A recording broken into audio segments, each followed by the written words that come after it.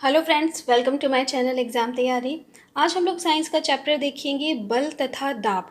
ये क्लास 8 का चैप्टर है, फोर्स एंड प्रेशर, और बहुत ही इंपॉर्टेंट चैप्टर है। देखिए, क्वेश्चन जो है विज्ञान में, अगर आप सीटेट के एग्ज़ाम की प्रीवियस ईयर पेपर्स देखेंगे तो आप देखेंगे कि जो कुछ टॉपिक्स हैं जो कि काफ़ी मेन टॉपिक्स हैं जिनसे अक्सर क्वेश्चन आते हैं, मैं आपको बता दूंगी कौन से हैं वो। और मैं आपको एक बात बोलूँगी कि मैं जो प्रैक्टिस पेपर करा रही हूँ, आप उनको ज़रूर अटैम्प्ट कीजिए, तभी आपको पता चलेगा कि क्वेश्चन किस तरह के आते हैं। ठीक है, तो आइए देखते हैं कि बल क्या है और दाब क्या है। सबसे पहले तो देखते हैं बल क्या है। तो बल जो है वो अपकर्षण है या अभिकर्षण है। यानी कि बल क्या है कि जब हम किसी चीज़ को पुश करते हैं तो उसे हम बल कहेंगे, या हम किसी चीज़ को पुल करते हैं यानी अपनी तरफ खींचते हैं, या हम धक्का देते हैं, तो क्या है दोनों में से बल। तो किसी भी वस्तु को गति में लाने के लिए उसे धक्का देना या खींचना पड़ता है। ठीक है, अब कोई आपके सामने कोई चीज़ रखी हुई है, जब सपोज दैट कि बुक ही रखी है आपके सामने, तो अगर आपको उसको गति देनी है, गति देने का मतलब क्या है कि वो आपको उसको स्थिर अवस्था से विराम अवस्था से क्या है गति अवस्था में लेना है, कि उसकी जो पोजीशन है उसे चेंज करना है। तो उसके लिए या तो आपको उसे धक्का देना होगा, या तो अगर अपने पास आपको चाहिए तो अपने पास खींचना होगा। दोनों में से कोई एक काम करना होता है। तो विज्ञान में किसी भी वस्तु पर लगने वाले धक्के या खिंचाव को हम बल कहते हैं। यानी नॉर्मल भाषा में तो हम उसे कहते हैं हमने इसे धक्का दे दो या अपनी तरफ खींच लो, लेकिन विज्ञान की भाषा में इसे क्या कहा जाता है, बल कहा जाता है। और जो भी जो वस्तु है उसकी जो विराम अवस्था में परिवर्तन आता है और वो गति अवस्था में चली जाती है, तो वो जो है वो सिर्फ बल के कारण ही हो सकता है। जैसे कि अब ये बुक है, अब मैंने इसको बल लगा कर इसे खिसका दिया है ना, तो क्या है ये हम मैंने क्या किया, यहाँ पे बल का प्रयोग किया है। बिना टच किए हम क्या उसको मतलब कि आगे बढ़ा सकते थे, उसकी विराम अवस्था में परिवर्तन ला सकते थे? नहीं ला सकते थे, है। तो क्या है, आप सिंपल भाषा में अगर देखें तो बल क्या है कि किसी भी वस्तु को उसकी विराम अवस्था से गति अवस्था में परिवर्तन कर सकता है, या कोई गति अवस्था में वस्तु है उसको विराम अवस्था में ला सकता है। यानी अगर मान लिया आपके सामने कोई गेंद है, वो लुढ़कती हुई आ रही है, आपने उसे हाथों से रोक दिया, ठीक है, तो उसमें भी आपने बल का प्रयोग किया है, क्योंकि आपने उसको रोकने के लिए अपने हाथों का इस्तेमाल किया है ना। अब नेक्स्ट है कि बल अन्योन क्रिया के कारण लगते हैं। Forces are due to an interaction. अन्योन क्रिया क्या है, इंटरेक्शन क्या है? इंटरेक्शन क्या होता है, दो चीज़ों के बीच में होता है ना, दो चीज़ें इंटरेक्ट करती हैं। तो बल लगने के लिए कम से कम दो वस्तुओं में अन्योन क्रिया होनी आवश्यक है। यानी केवल अकेला, यानी सिर्फ आप बल नहीं लगा सकते। अब आप किसी चीज़ को तो धक्का दोगे ना, किसी चीज़ को तो उठाओगे, किसी चीज़ को पुश करोगे, तो आपके और उस चीज़ के बीच में क्रिया होगी, है ना। तो वो क्या है, इंटरेक्शन होगा, और बल लगाने के लिए इंटरेक्शन होना बहुत आवश्यक है। तो ये इंपॉर्टेंट है, ठीक है। दो वस्तुओं के बीच अन्योन्य क्रिया के कारण उनके बीच बल लगता है। जैसे कि एक आदमी द्वारा कार को धक्का देना। अब एक आदमी कार को धक्का दे रहा है, तो उसमें क्या हो रहा है, एक तो कार हो गई वस्तु, एक वो आदमी स्वयं हो गया, और उन दोनों के बीच में क्या हो रहा है, इंटरेक्शन हो रहा है, अन्योन्य क्रिया हो रही है। तभी हम मानेंगे कि वो क्या है, वहाँ पे बल का प्रयोग हो रहा है। किसी वस्तु पर एक ही दिशा में लगे गए बल जुड़ जाते हैं। फॉर एग्जाम्पल, दो व्यक्तियों द्वारा संदूक को धकेलना। और यदि किसी वस्तु पर दो बल विपरीत दिशा में कार्य करते हैं तो इस पर लगने वाला कुल बल दोनों बलों के अंतर के बराबर होता है, जिससे रस्साकसी का खेल। अब यहाँ पे दो पॉइंट बताए गए बल के बारे में। देखिए, अगर बल जो है वो एक ही दिशा में लगाया जा रहा है, चाहे दो व्यक्तियों के द्वारा चाहे 10 व्यक्तियों के द्वारा, ठीक है, अगर एक ही दिशा में लगाया जा रहा है तो उन सब के बल क्या है, जुड़कर हम अगर पूछेंगे कुल बल कितना लग रहा है इस वस्तु पर, तो नेट जो फोर्स होगा वो उन जितने भी लोग बल लगा रहे हैं उन सबके बल को जोड़ दिया जाएगा।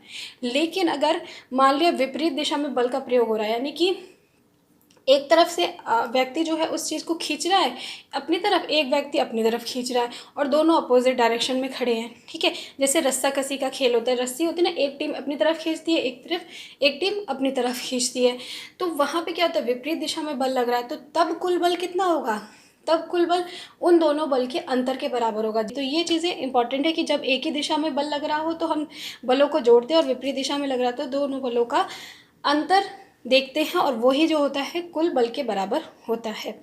इस प्रकार कह सकते हैं कि एक बल दूसरे से बड़ा, छोटा या बराबर हो सकता है। बल की प्रबलता प्रायः इसके परिमाण से मापी जाती है। इस बेस पे हम क्या कह सकते हैं कि बल जो है वो कैसा हो सकता है, कम भी हो सकता है, ज़्यादा भी हो सकता है, और बराबर भी हो सकता है, ठीक है। अब कम कैसे, मान लिया रस्साकसी के खेल में एक टीम छोड़ो आप, दो व्यक्तियों के बीच में हो रहा है, तो एक व्यक्ति ने दूसरे व्यक्ति को खींच लिया, तो इसका क्या मतलब है, जिस व्यक्ति ने खींच लिया उसका बल ज़्यादा था और दूसरे का कम। छोटा कैसे हो सकता है, जिस जो गिर गया उसका छोटा है बल। बराबर कैसा हो सकता है, जैसे कि अगर दोनों में से कोई भी नहीं एक दूसरे को खींच पा रहा, बिल्कुल बराबर स्थिति में चल रहे हैं, इसका मतलब है दोनों का बल कैसा है, बराबर है। तो ये तीन जो पोजीशन है वो बल की हो सकती है, बड़ा भी हो सकता है, छोटा भी हो सकता है और बराबर भी हो सकता है।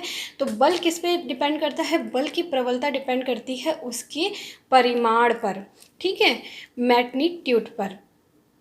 अब हम एक बात हमने देखा कि बल जो है, बल पे दिशा का भी प्रभाव पड़ता है, ठीक है। अगर क्वेश्चन आता है कि बल पर किस किस चीज़ का प्रभाव पड़ता है, तो बल पर उसके परिमाण का प्रभाव पड़ता है, बल पर उसकी बल पर दिशा का प्रभाव भी पड़ता है, क्योंकि अगर विपरीत दिशा में बल लग रहे हैं तो क्या है, नेट बल अंतर के बराबर होगा, और अगर एक ही दिशा में लग रहे हैं तो नेट बल क्या होगा, दोनों के जोड़ के, तो ऑब्वियसली दिशा का भी जो है वो बल पे प्रभाव पड़ रहा है। बल की दिशा या परिमाण में परिवर्तन हो जाए तो इसका प्रभाव भी बदल जाता है, यानी कि अगर हम बल की दिशा में परिवर्तन कर देंगे या इसके परिमाण में परिवर्तन कर देंगे, ठीक है, जितना बल लग रहा था उसमें अंतर आ जाएगा। कैसे, मान लिया एक बार था कि एक व्यक्ति है, वो संदूक को एक व्यक्ति अपनी तरफ खींच रहा था और एक व्यक्ति अपनी तरफ खींच रहा था, ठीक है।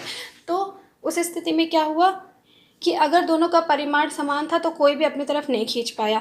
अब अगर हमने परिमाण में परिवर्तन कर दिया, मान लिया हमने एक स्ट्रॉन्ग व्यक्ति को ले आए, रिप्लेस कर दिया कमज़ोर व्यक्ति से, तो स्ट्रॉन्ग व्यक्ति अपनी तरफ खींच लेगा, यानी कि क्या हुआ कि इसके प्रभाव में, बल के प्रभाव में परिवर्तन आ गया, ठीक है। इसी तरह अगर हम उसकी दिशा परिवर्तित कर दें, अगर हम मान लें दोनों व्यक्ति को एक ही डायरेक्शन में खड़ा कर दें, ठीक है, तो वो खींचेंगे तो दोनों लोग अपनी तरफ खींच लेंगे, तो दिशा में भी परिवर्तन आने से क्या है, उसके बल में के प्रभाव में परिवर्तन आ गया, क्योंकि अब दोनों की शक्ति क्या है, जुड़ गई।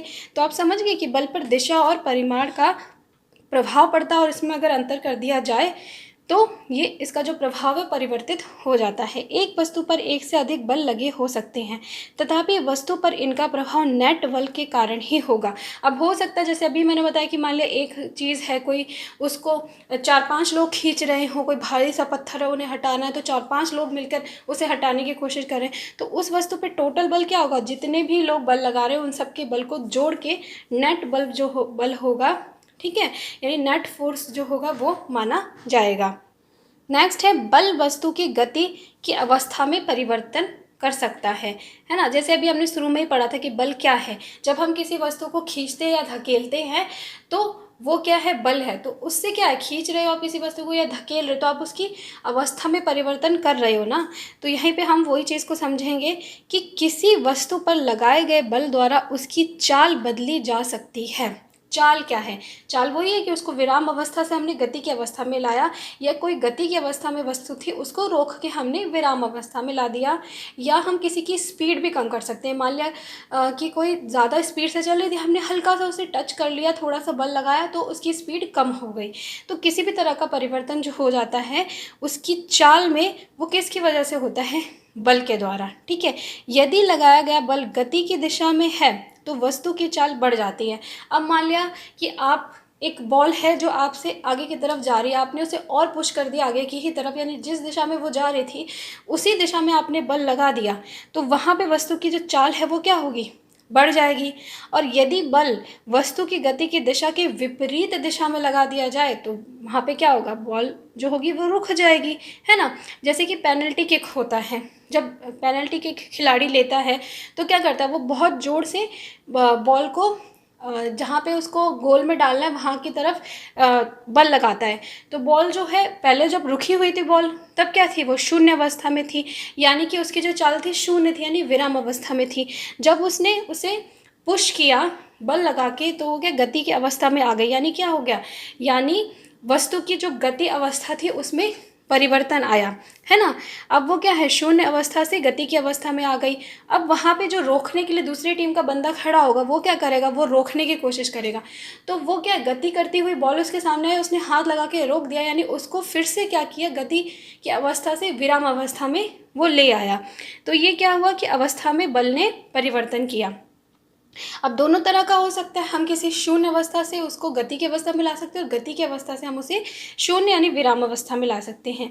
किसी वस्तु की चाल अथवा उसकी गति की दिशा अथवा दोनों में होने वाले परिवर्तन को इसकी गति की अवस्था में परिवर्तन द्वारा व्यक्त किया जाता है। समझे आप कि अगर कोई वस्तु जो है उसकी चाल यानी कि अथवा उसकी गति की दिशा अथवा दोनों में होने वाले परिवर्तन, यानी उसकी चाल में हम परिवर्तन कर दें, यानी जो धीमी स्पीड से चल रही थी उसको तेज स्पीड में कर दें, या फिर हम उसकी जो गति की दिशा है उसको ही परिवर्तित कर दें।